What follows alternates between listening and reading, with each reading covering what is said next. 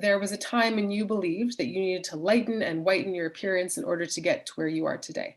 Fortunately, your own fears were dispelled when you landed your role on Station 19 and became part of Shondaland, which is incredible. And maybe less than 2 decades ago, an actor such as yourself would not necessarily be offered the complex and heroic roles that you played. So when you appear in front of the camera as a second generation Puerto Rican American and a woman who comes from the Bronx, New York, what do you think this means for people who share identity or identities with you?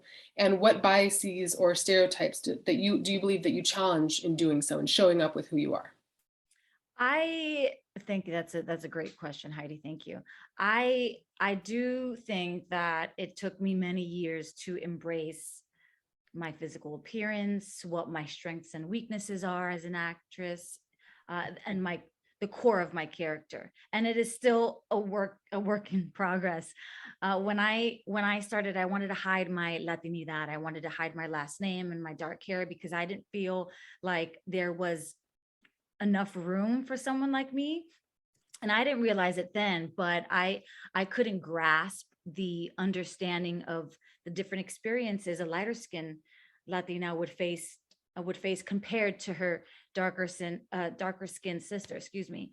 So there was such few roles that existed for Latinx women, and even shows with full Latinx casts didn't exist, and it was rare to even find a Latina lead on a TV show or a film. And now that our culture is like, well, way more embraced and accepted, like there are times that I don't feel Latina enough. Hmm.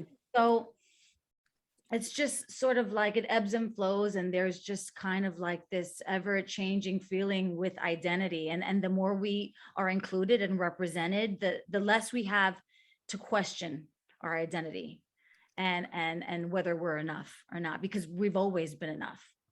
Absolutely.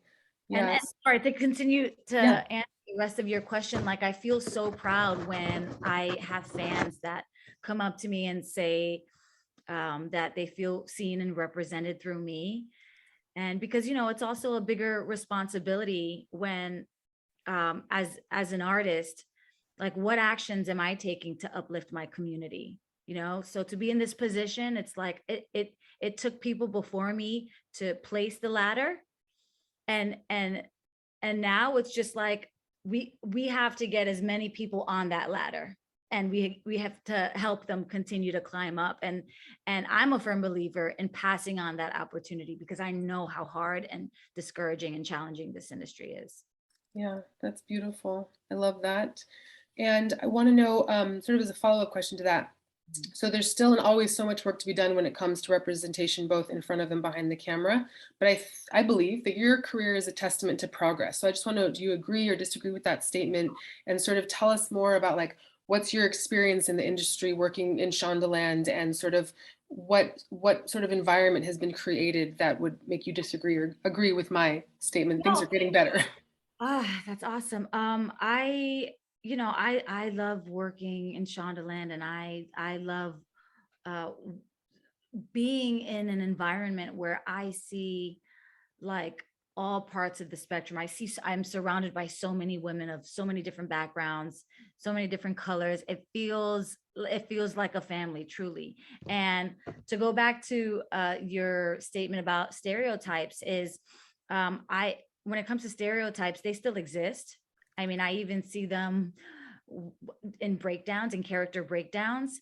And I think that I can challenge those by making sure I have an open and honest conversation with writers. And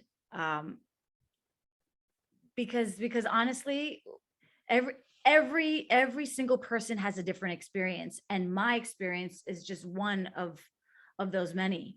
And if I can give specific details that surrounds opinions on our culture and tradition and our language, then that's what it's all about. It starts with a conversation. Yeah,